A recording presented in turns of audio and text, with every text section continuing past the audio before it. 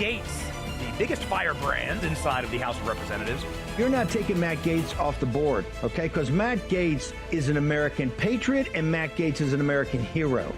We will not continue to allow the uniparty to run this town without a fight. I want to thank you, Matt Gaetz, for holding the line. Matt Gaetz is a courageous man. If we had hundreds of Matt Gaetz in D.C., the country turns around. It's that simple. He's so tough, he's so strong, he's smart, and he loves this country. Matt Gaetz. It is the honor of my life to fight alongside each and every one of you. We will save America. It's choose your fighter time. Send in the Firebrands.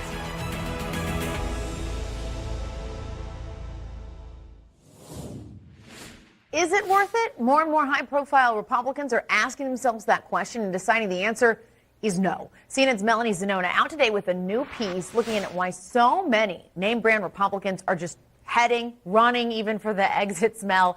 She joins us now. What's the consensus about why this is happening? Well, of course, there are a lot of factors that go into a decision like this. It's a very personal decision. Some lawmakers cited family reasons. Others are running for higher office. But one thing that me and my colleague Annie Greer really picked up on was that there is an overwhelming amount of frustration right now with just how dysfunctional the House, particularly the House Republican Conference, has been, from all of the chaotic speaker drama to even just the struggle to pass basic procedural votes on the floor. Just take a look at what some members told us on the record here. Ken Buck, one of those members retiring, said, "We're not doing serious things." Carlos Jimenez told us, "I thought that some of our members would be smarter." Steve Womack, "We are fractured." And Don Bacon told me, "When you have folks on your own team with their knives out, it makes it less enjoyable." And you know, it's not just the number of Republicans who are retiring. It is the caliber of the people who are deciding to call it quits. There are 5 committee chairwomen and chairmen who are deciding to retire, and that includes Kathy McMorris Rodgers. She is not even term limited yet on her top post on the Energy and Commerce Committee. That's a very powerful position that some members work their entire careers to achieve. And then also Mike Gallagher. He's only 39 years old, and he was once seen as a rising star in the GOP. So there is a lot of concern right now about a brain drain as these senior members decide to leave and take all of their institutional knowledge with them. And there's also concern about what this means for the governing wing of the GOP as those members decide to exit, and it's members, hardliners like Bob Good, who are largely blamed for a lot of the turbulence and chaos, who are deciding to stick around. Jess? A big difference, because to your point, that graphic we just saw, those are some big names who have been there for a very long time and really are responsible for making things go. All right, Melanie Zanona, great reporting. Thanks so much. Welcome to Firebrand. We are live. I'm Congressman Matt Gaetz. We are back simulcast streaming out of room 2021 in the Rayburn House Office Building here in the Capitol Complex in Washington, D.C. We're glad you're with us. At CNN, they're melting down because the high caliber, the name brand, the governing wing of the Republican Party, they're deciding to call it quits because it's not so enjoyable when we actually focus on, I don't know, using the leverage that we need to in this town to fix the border, drive down spending. They don't like it. But you know what? If they want to blame me for it, if they want to blame Bob Good for the fact that we are changing Congress because we don't think we can win with the team we have, well, I think that's blame that we're willing to take. So quite interesting. Make sure, by the way, if you're watching this program, you go download the Rumble app and then turn notifications on. That's the best way to get those live updates, to get the news immediately direct from the source. And the news in Northwest Florida is certainly sad today that I have to share. There are around 10 million illegal immigrants that have invaded our country since President Biden took office. This number includes 1.8 million known gotaways. And remember, there are also unknown gotaways, but also 7.3 million border crossers, most of whom have largely been paroled into the interior of the country, and they're waiting up to 8 years for a court date. Now, this reckless abuse of authority by Alejandro Mayorkas and President Biden is not without real-life consequences. Yesterday, a 21-year-old constituent of mine was killed when Byron Pineda recklessly changed lanes, crashing into the 21-year-old constituent of mine's motorcycle, knocking it into the median. Byron Pineda, as it turns out, is wanted by ICE. We don't know yet all the details of the crash, and we don't know how Byron Pineda came into the country, whether he crossed the southern border and disappeared, whether he was paroled by Alejandro Mayorkas, or maybe he's overstaying a visa. But if Alejandro Mayorkas and the Department of Homeland Security were doing their job, then my constituent might still be alive today and Byron Pineda would be out of this country. It's a sad, sad state of affairs that we allow dereliction of duty at the federal level to mean life or death in every congressional district in America. And the fact that this man was wanted by ICE and yet felt bold enough to just drive around the streets of our community, that's terrifying, the brazenness of it. And you know why? Because nobody is getting deported. And especially not people whose chief crime is unlawful entry into the country. So the fact that this guy is on the list that ICE actually was looking for to get rid of, that's alarming. My guess is he's one bad hombre. That's not just fentanyl or gang violence. The externalities of rampant illegal immigration affect every aspect of our daily lives, even in the paradise of Northwest Florida. There's no escaping this crisis. And the Biden-Mayorkas administration has made their position clear. They have no intention of putting a stop to it. They're actually facilitating it. This is why it's more important than ever to impeach Secretary Mayorkas, to hold him accountable, to convict him in the Senate, and then to ensure that Joe Biden cannot do harm to our border or our nation going forward. We cannot survive 10 million more Byron Pinedas crossing our border over the next 4 years. Can't even survive hundreds of thousands of those types of circumstances. Now, there are other developments I want to talk to you about regarding illegal aliens and voting. A Chinese national named Kelly Wong, who cannot vote in the United States, has recently been sworn in to San Francisco's Election Commission despite her lack of citizenship. This news from the New York Post. This means that a non-citizen who spoke Cantonese during an interview with local media before swearing in, despite knowing English fluently, will take part in overseeing critical aspects of our election process. This includes voter registration, vote-by-mail policies, balloting, voting locations, drop boxes, election observation, chain of custody review. From someone who's not a citizen. Like, this is a basic premise. If you're not an American citizen, you should not be in a position to have authority over our elections. I can't even believe we're having that debate. That's why Ms. Wong's unanimous appointment by San Francisco's Board of Supervisors to the city's Elections Commission demands more attention for multiple reasons. Coming from Hong Kong in 2019, Wong has worked with a San Francisco-based advocacy group, Chinese for Affirmative Action. Quite the name. She reportedly plans to continue to work in this role, even though she's going to be part of the elections infrastructure. The group was previously responsible for lobbying the government to change the law to allow non-citizens to vote in San Francisco school board elections if their children attended school in the district. This alone was controversial, but Wong's appointment to the Election Commission takes things to a new level. Additionally, the implications for national security cannot be overstated. With hundreds of Chinese nationals entering the United States illegally through the southern border from Mexico, Wong's position on the Election Commission adds another layer of complexity to the debate on immigration and electoral integrity. The principle here is simple. The integrity of our elections is something that should be reserved for our citizens. Non-citizens, it only erodes our democracy to put them in positions to have that kind of primacy and that kind of influence. So it's not about xenophobia. It's about safeguarding the electoral system for all Americans and giving us confidence in it. The decision to appoint Wong is a stark reminder of the need for a serious conversation about who should hold authority. It isn't just a local issue. It's a national concern that strikes at the heart of our democracy and our sovereignty. In just moments, I've got this terrific interview for you. So Clint Lancaster is a guy who's a fantastic whiz lawyer in Arkansas. He ends up representing Joe Biden's really his granddaughter's mother.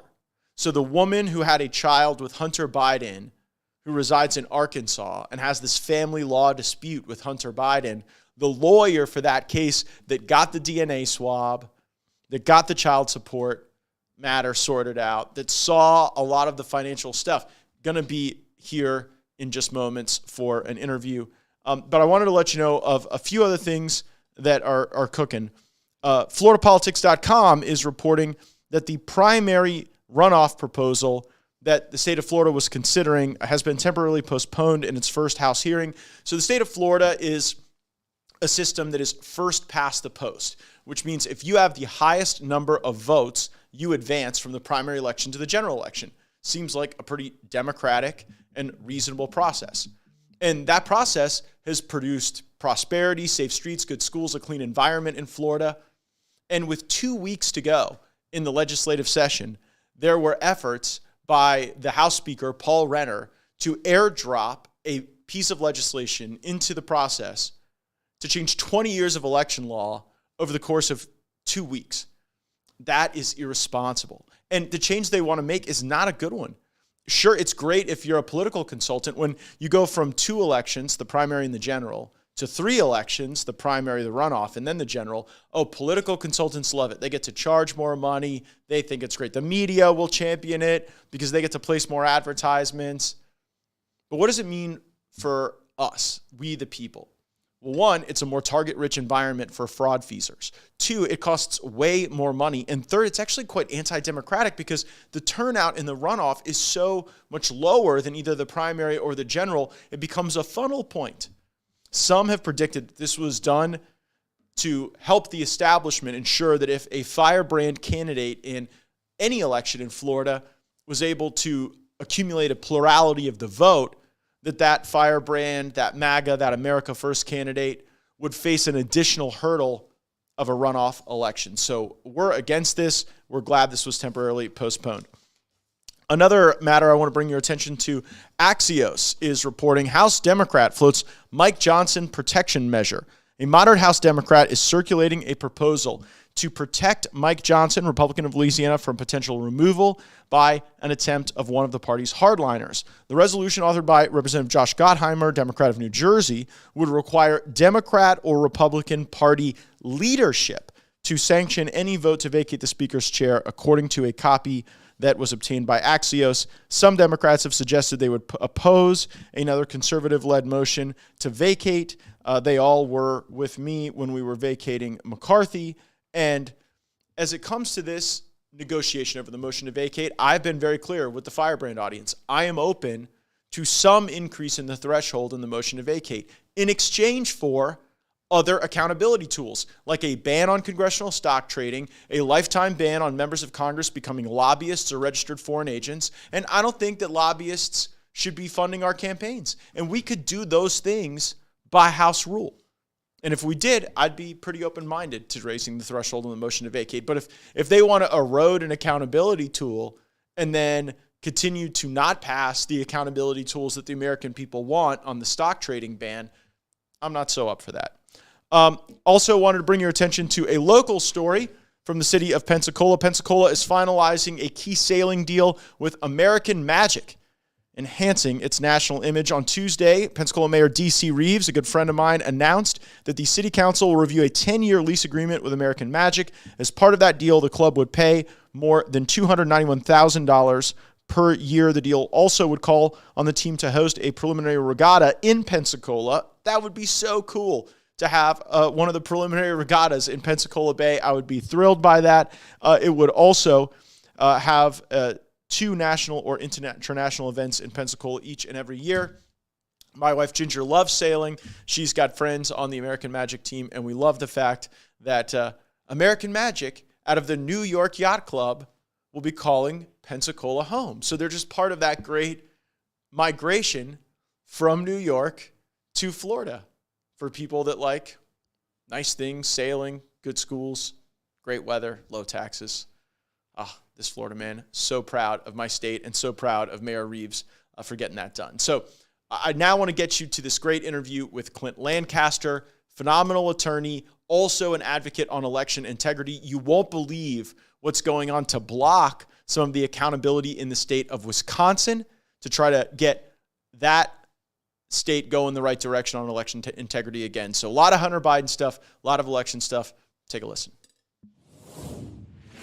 Recently, I had the chance to be in the great state of Arkansas with fellow conservatives, patriots, those fighting for election integrity, and I spent some time with Clint Lancaster. Now, Clint is an Arkansas attorney. He served in the United States Marine Corps. He was on the streets as a certified public officer, a field training officer, and during his 5-year career in law enforcement, Clint made countless arrests that led to successful prosecutions. Went to law school at the University of Arkansas, now is the principal founder of the Lancaster law firm in Benton. He's litigated over 2,000 cases, including a number of very high-profile matters, family law matters, and he's on the program to talk a little bit about the new things he's doing on election integrity. But first, Clint actually ended up serving as the attorney for the mother of one of Hunter Biden's children, or his child. And so I wanted to talk to Clint because in a lot of ways, the discovery that they got in that litigation over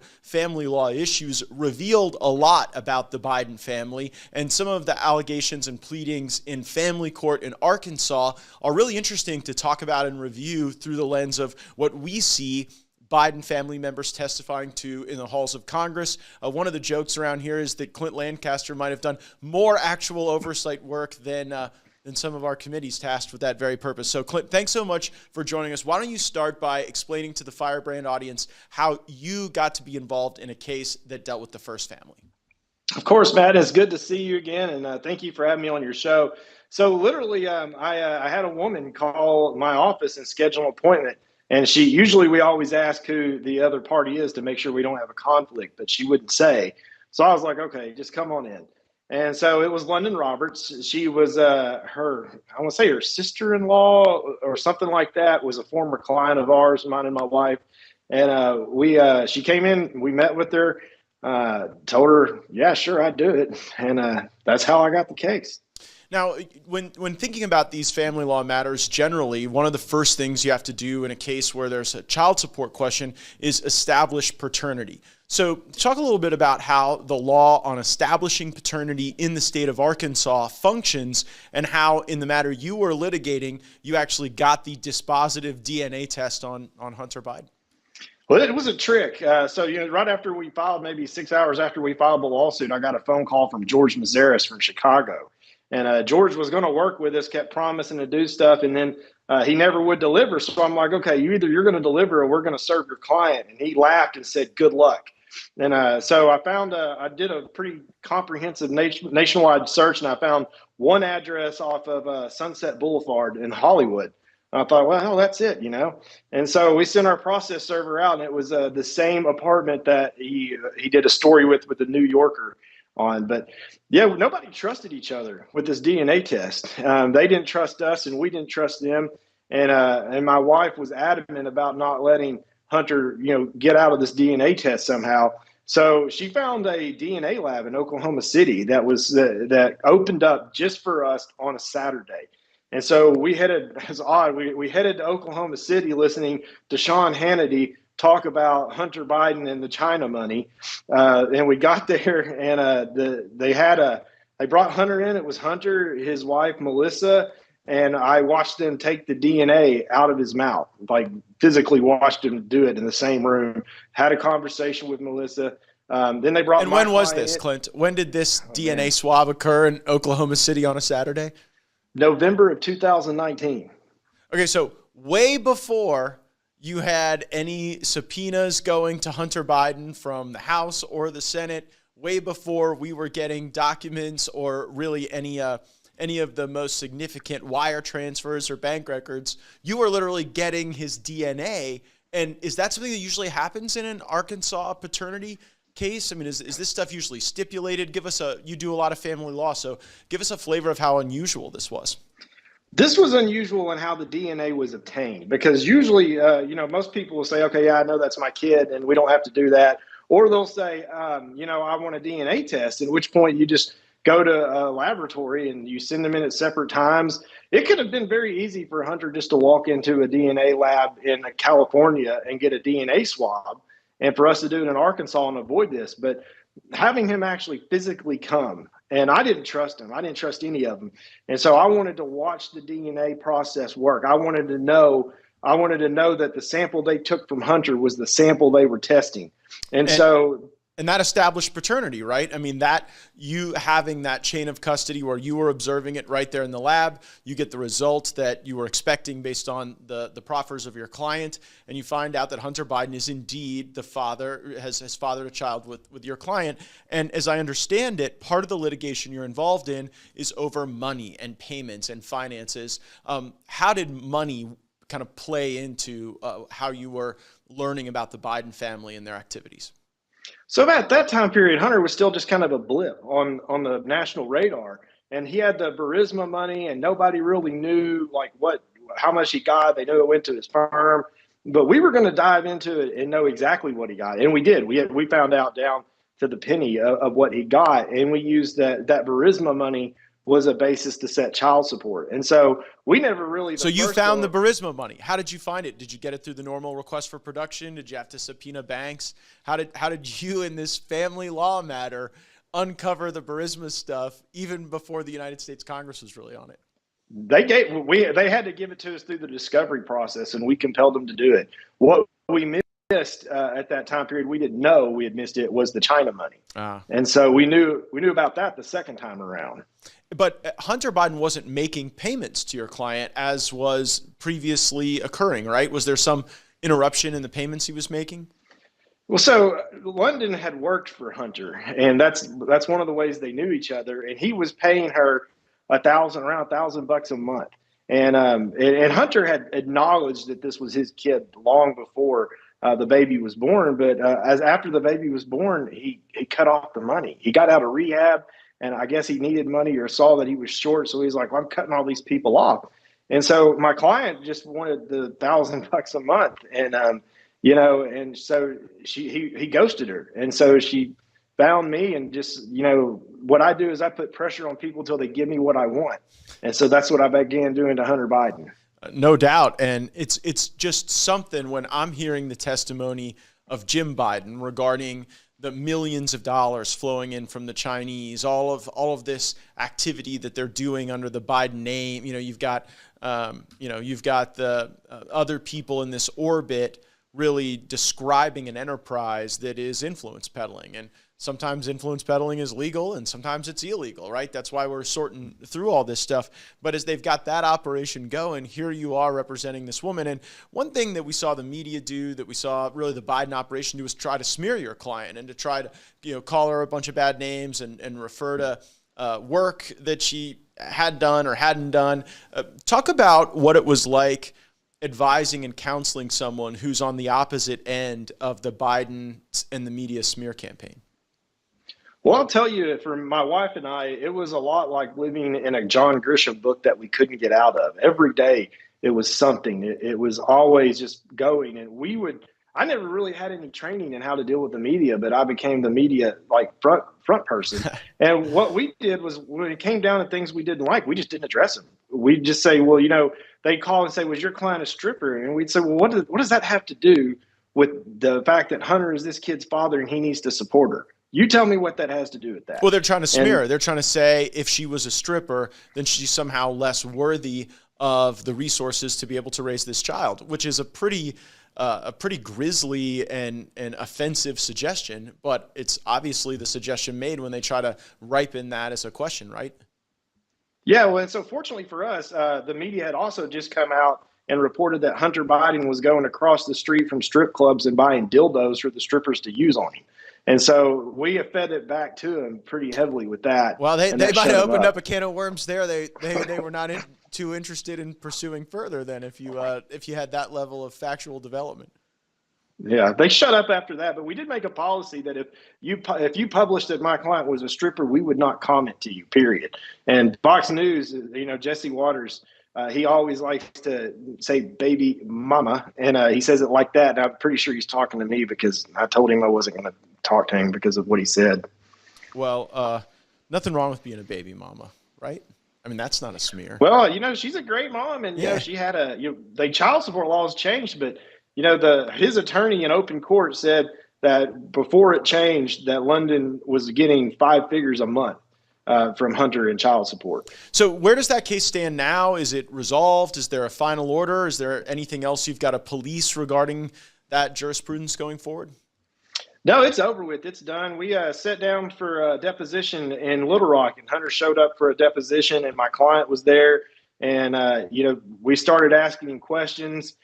My client wasn't supposed to stay very long, and I didn't want to get into like a lot of grilling questions with her there. But then she and Hunter started talking.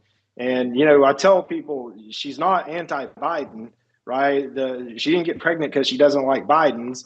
And, the kid wants a relationship with her dad. And that was more important than the amount of money that we were talking about. That took as it should, it took the precedence over the financial aspects as the relationship that he might possibly have with Navy. No, we would hope that for every child, for every parent, no matter how much we disagree with them, if they're willing to be in any way a nurturing part and not a negative part of a child's life, that's something we're for. So I want to move past that important work that you have done to now the important work that you're doing on election integrity. So the help is not coming from the federal government on election integrity, right? In the Senate, it's their hope to block anything that we would produce here. The Democrats' vision that they presented under Nancy Pelosi, fortunately, we were able to get stopped in the United States Senate. So the battle space has largely become the several states. And you've got states like Arizona and Wisconsin, Pennsylvania, Georgia, Michigan on the front lines of this. Talk a little bit about how you've engaged now in the election integrity fight. So I got into election integrity. My wife got me into election integrity when she volunteered us both to go to Madison, Wisconsin for the 2020 Trump recount. And through her work there, we both got to represent Trump in Wisconsin and I tell people not to release the Kraken team, the real team of lawyers. We split the Wisconsin Supreme Court and lost overturning the election by 1 vote. So that's how I initially got into it. And then when Justice Michael Gableman was appointed to do his investigation, he hired me to come back to Wisconsin and help him with the investigation. And then after that, I came back and I just started, had a lot of election law experience. So people started calling me to do recounts and make election challenges. And so we've evolved from that to now trying to change our election laws to make voting more secure. And how would you describe to like even a casual observer what the state of our election integrity infrastructure is now, particularly in a state like Wisconsin that could be highly dispositive where you've got some experience?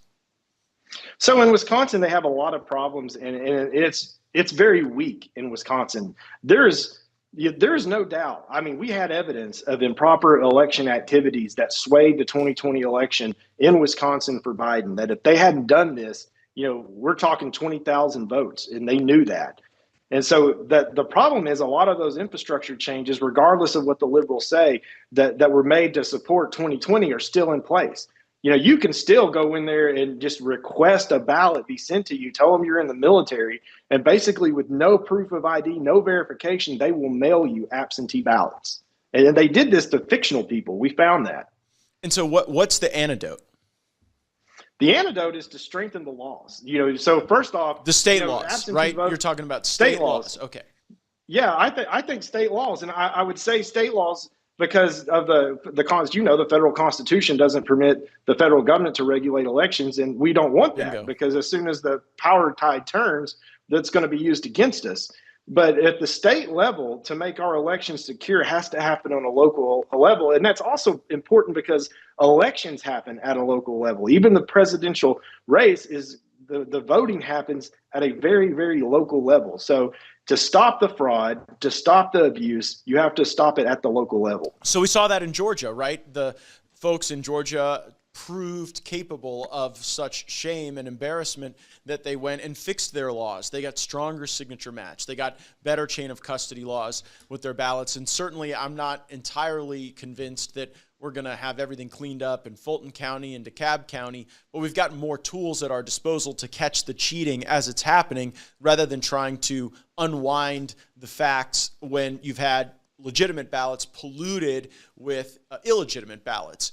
In Wisconsin, how are you tracking the legislature's willingness to make those changes? How are the grassroots efforts to try to get legislators on board with ending this indiscriminate mailing of ballots? So the biggest problem in Wisconsin right now is Speaker of the Assembly, Robin Vos. So he will not advance legislation that will remove the WEC administrator, the Wisconsin Election Commission's administrator, who under her watch is where all the fraud happened in 2020. She's still there, and she's still going to do it. What's the speaker's basis for this, for blocking it? What argument is made? He doesn't have any real good arguments other than what he says is, well, we don't know who will get in there, or we don't need to change it this soon, or something along those lines. But really what I think it is that I think he's got a financial connection to a vendor that the Wisconsin Elections Commission is using. Oh, so you think it's just corrupt? I think there's a level of corruption there. There's really no other way to explain it. How do you, as a Republican, leave the woman in charge of your elections who suspended voting deputies at nursing homes where they forced people to vote? We have videos of people in nursing homes that said we were told we had to vote Joe Biden or we couldn't live here any longer. That happened under her watch. So if the speaker is doing this, and if you perceive that there could be some potential self-dealing feature to this, are there other lawmakers that are standing up to the speaker and are working to advance this? Yes, Representative Janelle Brandtjen from Wisconsin has been leading the fight up there. She led the fight on the election investigation that their house did up there. And she's the one who's actually proposed legislation to remove Megan Wolf through impeachment, which they can do. They have every ability to do that. And the speaker will not let that resolution be called to the floor so they can impeach in the House. And they hold a majority in the Senate. And the Senate's already they've already tested the waters, and they'll have the votes in the Senate, but it's Rob and Voss who's stopping it. Personnel is policy, particularly when it comes to election integrity. We knew this in Florida when we had supervisors of elections who were breaking the law, who had been subject to judgments that they had violated the state constitution on transparency requirements. Ron DeSantis took the oath of office and then fired the supervisors of elections in Broward and Palm Beach County for their wicked ways. And the result was everybody else cleaned up their act a little bit, because you got the sense that you weren't going to just be able to break the law and keep your cushy six-figure job as a supervisor of elections. And we're all the better for that decision. So I would encourage folks, whether it's in Wisconsin, Georgia, anywhere really, if you have officials who are operating like outside of the color of law in their actions, you have to use the tools that are available for legislative removal, executive removal, whatever you have to do. And what you'll find is, if you do that with a few folks, you will raise the floor. You will raise the behavior of everybody. So I hope that is something that the Wisconsin legislature takes real seriously. Just final question. Let me add this. Please. Let me add this real quick, if I could. Please. There's a recall effort underway in Wisconsin to recall Voss out of his position as the Senate or as the Speaker of the House, to just take him out of the House completely. So if you have listeners that are in Wisconsin, please get out there and support that effort and get signatures. So we believe that Voss is very much an anti-Trumper. He said he'll do everything in his power to keep Trump from getting reelected. And so let's just get rid of him. We think we have the votes if we can get the signatures. Well, certainly if someone is standing in the way of good policy, and if there's any connection to self-dealing, that would be a warranted endeavor. So, final question before we get out of here. I wanna ask it just big picture. What is your confidence level that the 2024 election will not be stolen? Low, because right now a lot of the same things that existed are still out there. And you don't have to, what people don't understand is you don't have to steal an election through a massive amount of numbers. You don't have to have widespread corruption to steal an election. You can do it in a localized area and it will be impactful. And so I'm not confident of it, but what I am confident about is that this time what's different is I see the RNC and Trump and a lot of other people doing the groundwork ahead of time, where in 2020 we were reactionary. We were just waiting for the plane to crash before we started even trying to stop it. And now we're saying, okay, we got to make sure we have infrastructure in place. Trump's now got a lawyer, I think, in every state that's standing by and ready to do something with election stuff. It's a lot more preventative this time around. But what we're still in the process of doing is catching them cheating instead of ending the ways that they can cheat. Clint Lancaster, brilliant lawyer, election integrity advocate. He's doing it everywhere from Arkansas to Wisconsin. Clint, how can people follow your work and stay up with the front lines of this fight? Well, I'm on Twitter at Arkansas Clint. I get on there and post it from time to time when I have something interesting or developing. You can also go to avii.org, and that's the organization that is supporting election integrity efforts across the United States. So you can find us and our team there. Awesome. Well, thank you for joining us on Firebrand. Thank you all for being with us. Roll the credits.